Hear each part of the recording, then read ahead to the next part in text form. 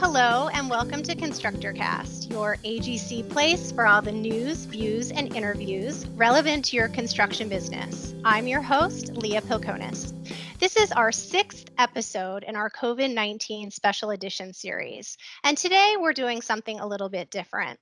We're going to share a story about how the new federal Paycheck Protection Program has made a meaningful difference for an AGC member company who might have otherwise needed to make deep cuts or go out of business entirely, as COVID-19 has led to a surge in project cancellations, and in some states, it shut down construction entirely. With me is Allie Mills, Executive Vice President with Plum Contracting, a full-service highway and bridge contractor headquartered east of Pittsburgh in Salem Township. Welcome, Allie. Thanks so much for being here with us today. It's a pleasure. Thank you. Really glad to have you. And I wanted to invite you to start out. Just tell us a little bit about who you are and your work as a contractor. Sure. I am third generation of a highway and bridge contractor. And like you said, we're located east of Pittsburgh, about 20 miles. I have been in the business for about 15 years, but I've grown up around it. I think my play dates when I was a child always revolved around being at the office of Plum Contracting, watching construction videos and everything. So I currently am there with my dad and my brother, who is an engineer with the company. Wow. Okay. So you've got construction in your blood. Well, yes, we do. So let's talk about how a paycheck protection loan has really provided a lifeline for your company. I know just a little bit about your story, and I understand that you were losing sleep and facing anxiety about how you were going to pay your workers. And I know a lot of small business contractors have been facing this in these pandemic times of crisis. You spent some time filling out the loan application, and then I imagine that you just kind of nervously waited for the funds and hoped that it would keep your operations going. So I'd love for you to just tell us about what you've been facing during this pandemic. Sure. Yeah. Actually, when all this started, we were at the AGC meeting in Las Vegas, and we were watching all this on the news, and each day we just got more frantic and more frantic, being far away from our business. But being a contractor in Pennsylvania, we work exclusively for the Department of Transportation and the Pennsylvania Turnpike Commission. And being in Pennsylvania, of course, we have the typical winter shutdown because of weather. So most of our employees were laid off in November. Well, with a mild winter, we were excited to come back March 1st, full force. We brought everybody back. We were working, and then only 2 weeks later, we were shut down because of COVID-19. And we were a little bit different compared to most states. Transportation was shut down. I think we were one of 3 states that shut down their infrastructure program, according to mandated by our governor. And we were frantic. He shut down all non-life sustaining businesses, and unfortunately construction was deemed non-essential. So we had to close the doors to our office. That first week we laid off 127 people, which was very, very challenging and so sad to us, being that most of these employees had already been laid off for the winter.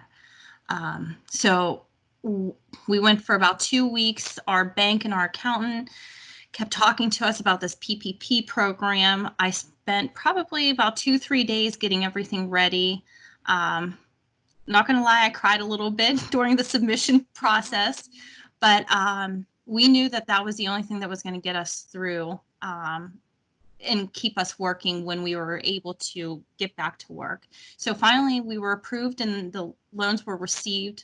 We were excited because at that point the governor had released 61 critical emergency projects in the state that could go back to work. We were fortunate enough to have 3 of them. So we were able to, in that first week, bring back 47 people with a PPP loan and put them back on our payroll. we were able to bring back all management and office staff at full salary. That I've told this to so many people. The thing with us is with the winter shutdown, we don't bring in any revenue. So to send people home to work is a little bit different because we're not bringing any revenue in, like other companies that could still work and bring revenue in. And we just didn't have that, being that we had only been back to work for 2 weeks prior to all this. So with the PPP program, we were able to bring all of our office back to work. And we are still working from home and following all the CDC guidelines, but they're all full pay. Our mechanics were able to come back to work. Our office staff was able to come back to work. And with the 3 projects, we brought 47 people back. We had another project start this week, so we're doubling that number. And with construction being deemed now essential in Pennsylvania, we will start most of our projects up, or a majority of them, next week. So we anticipate being full capacity next week. In Pennsylvania, our revenue comes from the gas tax, and we know that that's going to be a problem with nobody traveling and the revenues being down.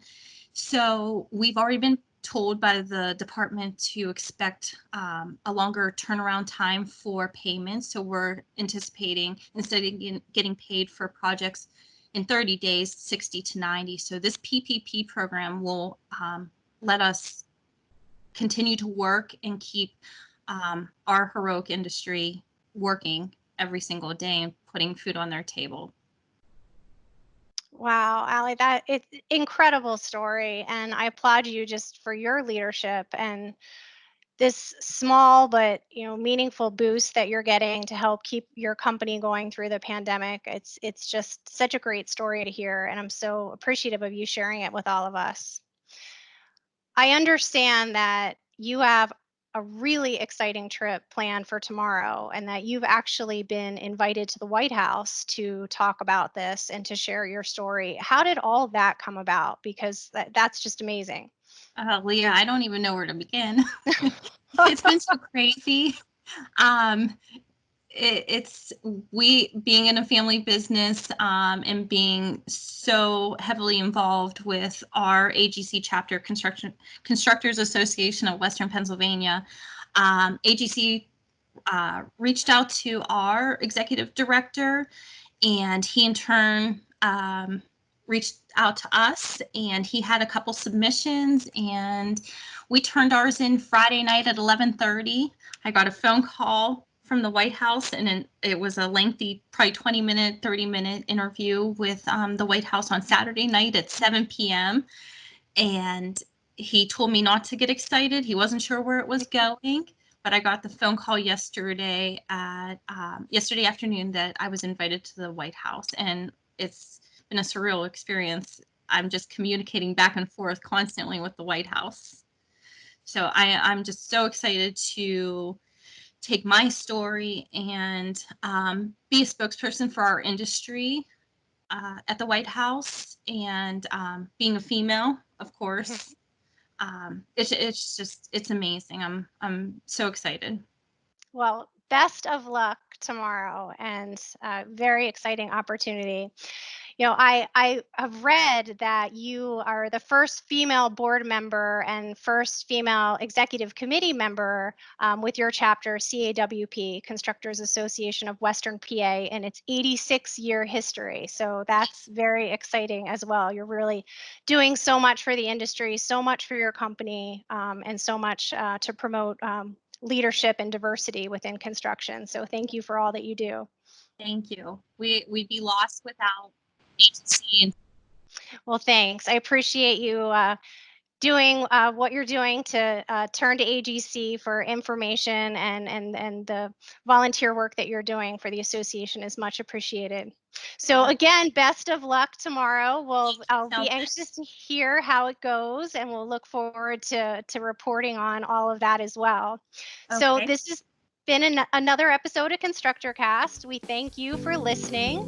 And we hope that you'll subscribe to ConstructorCast from your podcast app, or you can stream all available episodes online at www.agc.org/ConstructorCast.